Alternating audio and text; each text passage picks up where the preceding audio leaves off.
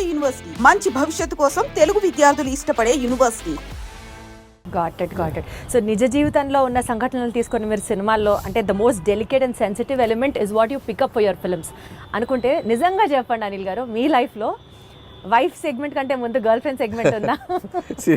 ఇవి చెప్తే కాపురాలు కూలిపోతాయి, చెప్పలేము. మీది కూడా లవ్ మ్యారేజ్ అనే విన్నాం. అంటే ప్రతి వాళ్ళకి ఎక్కడో ఒక చోట ఒక లవ్ స్టోరీ ఉంటుంది.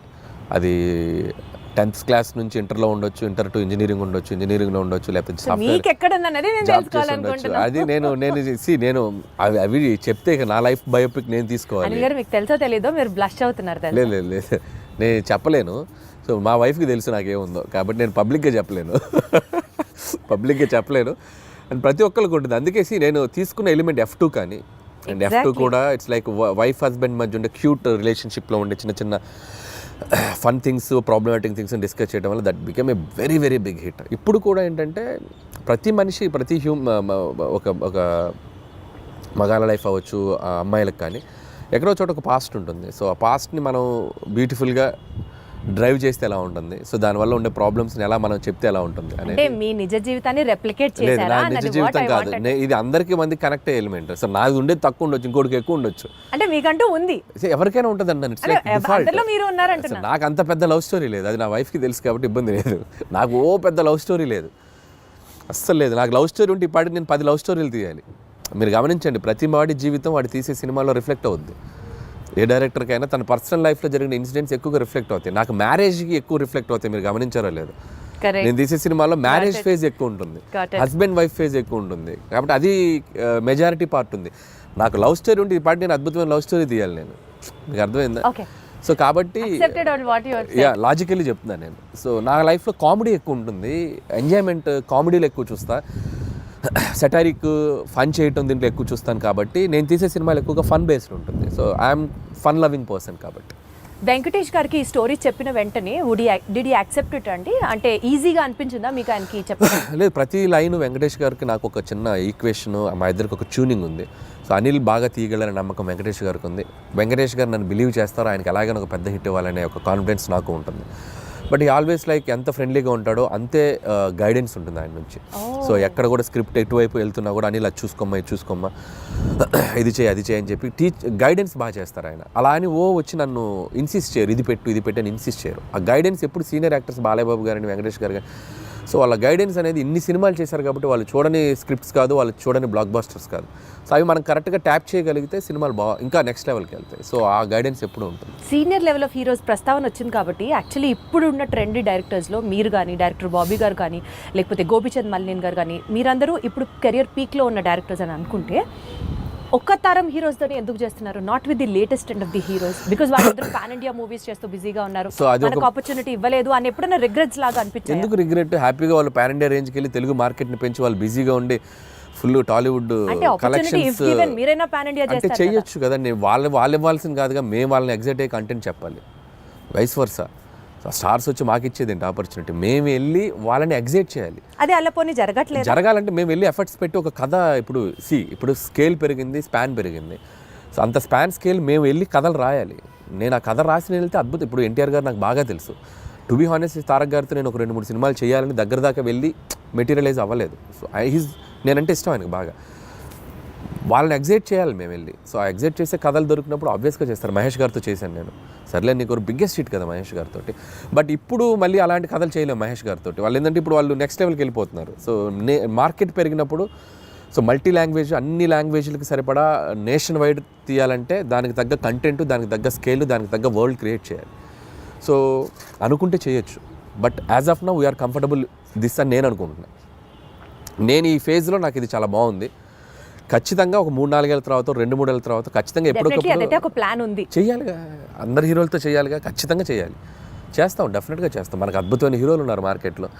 వాళ్ళకున్న కామెడీ సెన్స్ ఆఫ్ టైమింగ్కి, చిరంజీవి గారికి ఉన్న కామెడీ సెన్స్ ఆఫ్ టైమింగ్కి మీరిద్దరూ కలిసి ఒక ప్రాజెక్ట్ చేస్తే it would be in still more next level అని అనిపిస్తున్న నేపథ్యంలో అసలు దాని గురించి ఎప్పుడైనా ట్రై చేశారా, ఆలోచన చేశారా?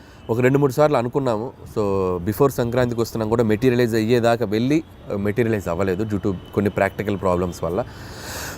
హోప్ సో కమింగ్ సూన్ అలాంటి ఒక ఎగ్జైట్మెంట్ థింగ్ జరిగే అవకాశం ఉంది. సో అది టూ ఎర్లీ టు టెల్.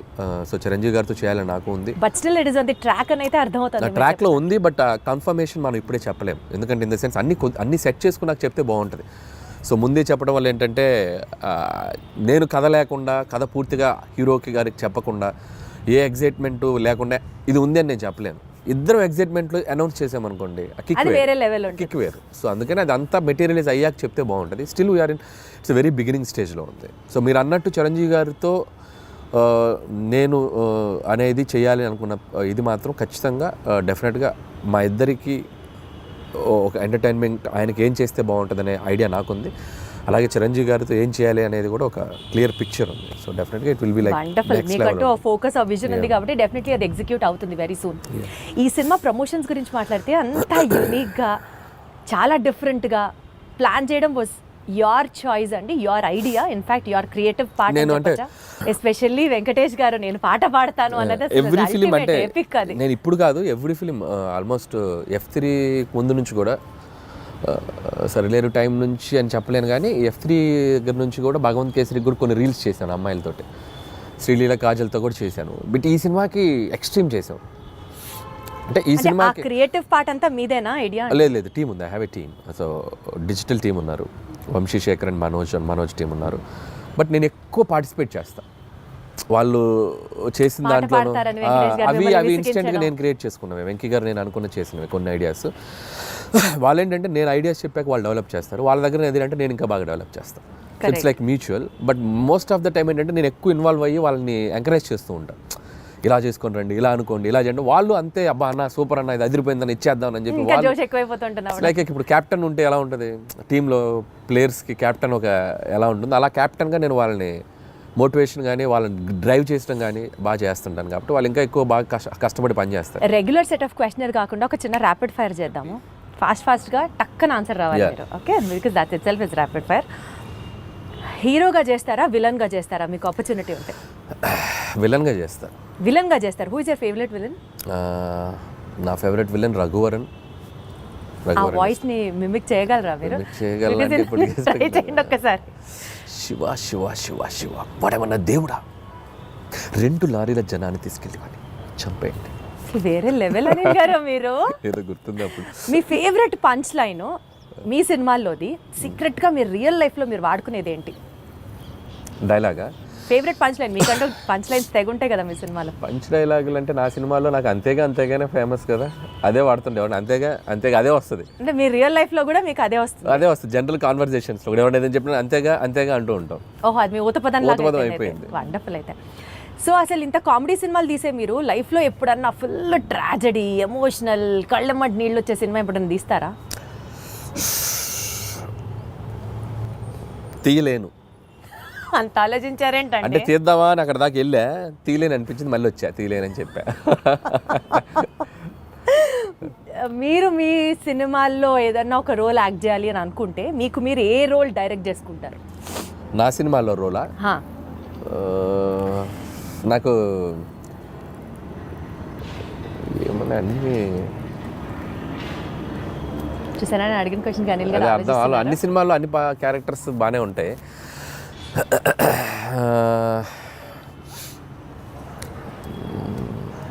అంత ఆలోచించద్దు అనిల్ గారు. చూస్తాను ఏదైనా మంచిది, ఏదో నా గురించి చెప్పుకోవాలి కదా, నన్ను పెట్టారు మీరు, ఏదైనా చెప్తే చెప్పచ్చు, నేను చేయాలని చెప్పారు కదా. అంటే ఒక్కసారి నాకే సభాష్ అనిపిస్తుంది, ఇంత ఆలోచించేలాగా క్వశ్చన్ అడిగానా అని. నాకు F2లో ఏదైనా ఉన్నాయా?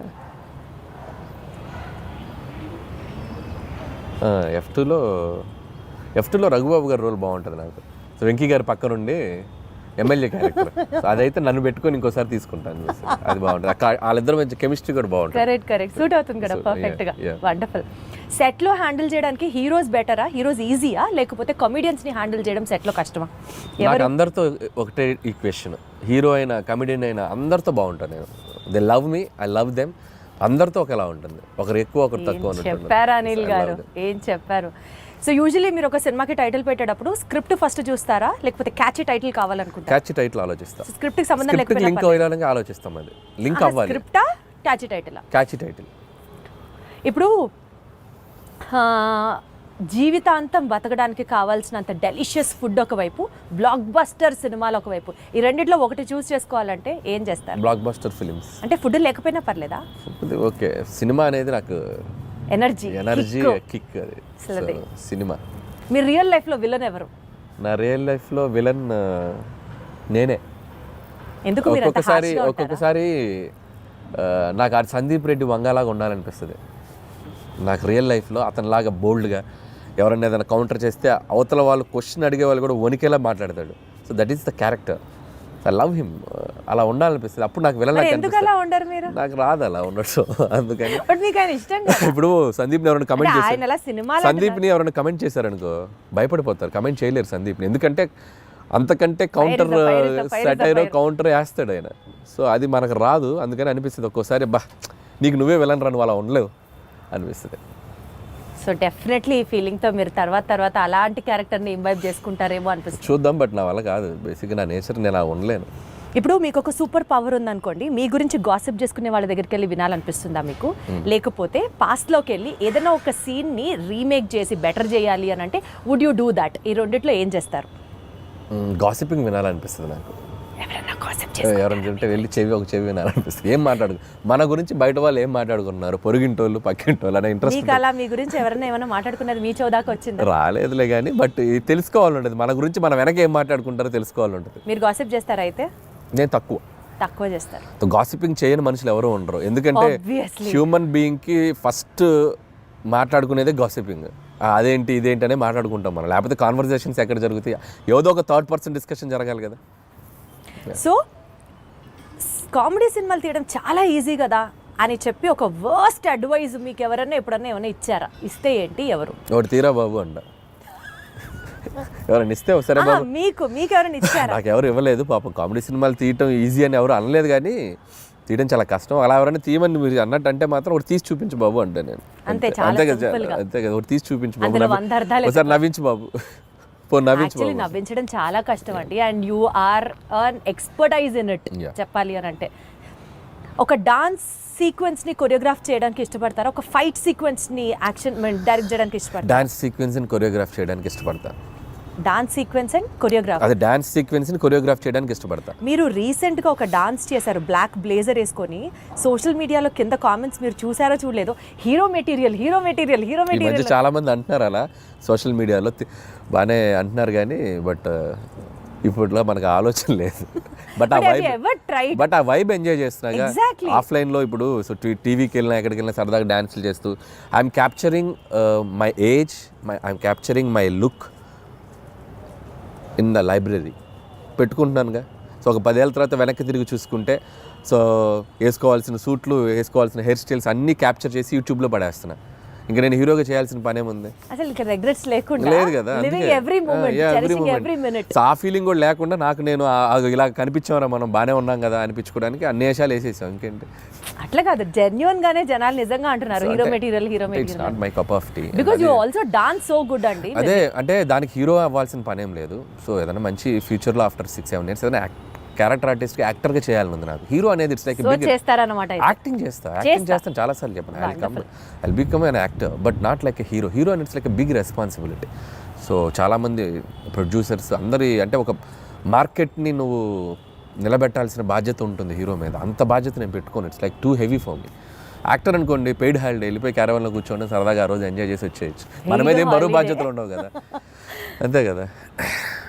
సో మీ ఫేవరెట్ కో స్టార్ ఎవరు? నా ఫేవరెట్ కో స్టార్ అంటే నేను యాక్టర్ని అయితే కో స్టార్ అని చెప్పగలను. నా ఉద్దేశం ఏంటంటే పనిచేసిన వాళ్ళు వెంకటేష్ గారు యాజ్ ఆఫ్ నౌ. ఇప్పుడు ఈ సినిమాకి ఇప్పుడు బాలకృష్ణ గారితో పనిచేసినప్పుడు బాలకృష్ణ గారు. సచ్ ఎ డిప్లొమాటిక్ ఆన్సర్ ఇది. నేను అలాగే పనిచేస్తాను, టు బి హానెస్ట్ అలాగే పనిచేస్తాను. నేను పనిచేసి వన్ ఫేవరెట్ అన్నట్టుంటారు కదా, ఆల్ టైమ్ ఫేవరెట్ అన్నట్టుంటారు కదా. ఆల్ టైమ్ ఫేవరెట్ అంటే నాకు ప్రతి యాక్టర్తోనూ all best moments I have. Even Ravi Teja గారితో అలాగే బెస్ట్ మూమెంట్స్, కళ్యాణ్ రామ్ గారి దగ్గర నుంచి. నేను డిప్లొమాటిక్ అని చెప్పట్లేదు. ఎవ్రీ వన్ ఇప్పటికీ నాతో అంతే ఫ్రెండ్లీ వైబ్లో ఉంటారు. సో ఎవరిని నేను సైడ్ చేయలేను. Got it. ఆల్ స్టార్స్ నాతో పనిచేసిన, ఈవెన్ మహేష్ బాబు గారు స్టిల్ ఆయన ఒక 20-25 minutes మాట్లాడుకుంటాం ఫోన్లో. ఎప్పుడు కాల్ చేసినా, ఆయన ఎప్పుడు ఫ్రీ ఉన్నప్పుడు కాల్ చేసినా అదే వైబ్ ఉంటుంది. సో నేను ఒక్కరిని నేను వెంకటేష్ గారిని కలిసినప్పుడు అదే బాలయ్య బాబు గారు ఇప్పుడు ఏదన్నా కూడా ఫోన్లో సో మాట్లాడతారు. పాయింట్ ఏంటంటే అల్టిమేట్ గా everybody loves you so much. Everybody loves you at same amount of love వస్తుంది నాకు. సో నేను అంతే ఇస్తున్నాను, నాకు అంతే వస్తుంది. కాబట్టి నేను ఎవరిని తక్కువ చేయలేను. సపోజ్ మీరు ఒక డెజర్టెడ్ ఐలాండ్ లో ఉన్నారు, రొమాంటిక్ స్టోరీ రాస్తారా, కామెడీ స్టోరీ రాస్తారా? డెజర్టెడ్ ఐలాండ్ లో ఎవ్వరు లేరు, ప్రశాంతంగా ఉన్నారు, such a key note on your script. So కామెడీయే వస్తుంది అక్కడ. అక్కడ కూడా నా కామెడీ. కష్టాలు తెలుసుకుంటూ నా మీద నాకు జోకులు వేసుకోవడం తప్ప, నేను బతకాలంటే నాకు నేను ఎనర్జీ ఇచ్చుకోవాలి కదా. అమ్మో, దీంట్లో చాలా డెప్త్ ఉంది అనిపిస్తుంది ఏంటి అనిల్ గారు? అంతే కదా మరి. లైఫ్లో ఎప్పుడు మనం స్ట్రగుల్లో ఉన్నప్పుడు just crack joke on your self అంతే. మనల్ని మనం లైట్ చేసుకుంటేనే మన స్ట్రగుల్ నుంచి బయటకు రాగలం. అసలు మీరు స్ట్రగుల్లో ఉన్నారా అన్నది ఇక్కడ పాయింట్. ఇప్పుడు అందరికీ మీరు అన్న సిచ్యువేషన్లో అంటే ఒక డెజర్టెడ్ ఐలాండ్ అంటే ఎవరు లేకపోతే అది బిగ్గెస్ట్ స్ట్రగుల్ కదా. ఒక మనిషి ఒంటరిగా బతకడం అన్నంత స్ట్రగుల్ ప్రపంచంలో ఎవరికి ఉంటుంది? నువ్వు ఉండు, ఒక ఒంటరిగా ఒక 2 రోజులు ఉండి ఎవరు లేకపోతే. డెజర్టెడ్ ఐలాండ్ కాదు, నువ్వు స్వర్గంలోనే పెట్టు, నువ్వు వెళ్ళి హెవెన్లో పెట్టు, ఒక్కడే బతుకు, హెవెన్లో 2 రోజులు, బొక్కలో హెవెన్ అని చెప్పి వచ్చేస్తాము. అంతే కదా. Wonderful. So coming back to the movie thing, 10th game changer release అవుతుంది, 12th డాకు మహారాజ్ రిలీజ్ అవుతుంది, అండ్ 14th సంక్రాంతికి వస్తున్నాం రిలీజ్ అవుతుంది. టెన్షన్ ఉందా ఈ కాంపిటీషన్లో ఎలా పర్ఫామ్ చేస్తాము అని? సో టెన్షన్ లేదు. జనాలు డబ్బుల్ని దాచుకొని మరి why they have to see సంక్రాంతికి వస్తున్నాం. సో ఆల్రెడీ మేము ఆడియన్స్కి ఏం చేస్తున్నాము, ఏం చూపించబోతున్నాం అనేది క్లియర్గా చెప్పేసాం. సో మా ఆడియన్స్ మాకు రావడానికి సిద్ధంగా ఉన్నారనే నమ్మకం ఉంది. సో అలాగే మిగతా సినిమాలకు కూడా దేర్ సెట్ ఆఫ్ ఆడియన్స్ వాళ్ళకున్న. రామ్ చరణ్ గారు గ్లోబల్ స్టార్, ఆయనకున్న ఇమేజ్, ఆయనకున్న స్టార్డమ్, ఫ్యాన్ ఫాలోయింగ్, ఈ హ్యావ్ హిస్ ఓన్ స్ట్రెంగ్త్. అలాగే బాలయ్య బాబు గారు కంప్లీట్ మాస్ యుఫోరియా ఉన్న హీరో. సో ఆయన సెట్ ఆఫ్ ఆడియన్స్ ఆయనకున్నారు. మాది ఒక బుల్లి మార్కెట్, మా గోల్లో మేము ఉన్నాం కాబట్టి సో భయం లేదు. అండ్ సంక్రాంతి నాకు ఇది 3వ సంక్రాంతి. సో ప్రతి సంక్రాంతికి ఒక కాంపిటీషన్ ఉంటుంది. సో నా వరకు నేను సర్వే అవుతూనే వస్తున్నాను. సో 2 సంక్రాంతులు కూడా బీభత్సంగా ఆడినాయి నా 2 సినిమాలు. సో ఈసారి కూడా ఒక సేఫ్ బెట్లోనే ఉన్నానని అనిపిస్తుంది. ఆ 2 సినిమాలు కూడా అద్భుతంగా ఆడాలి, నా సినిమా కూడా బాగా ఆడాలి. Super duper. Very diplomatic answer, but still you wanted, but still everyone wants, whole industry wants that. Absolutely. అందరం బాగుండాలి, అందులో మేము ఉండాలి అన్నట్టు. So good luck to you Anil గారు, more power to you, super power to you. ఈ cinema super success అవ్వాలని కోరుకుంటున్నాను. All the very best.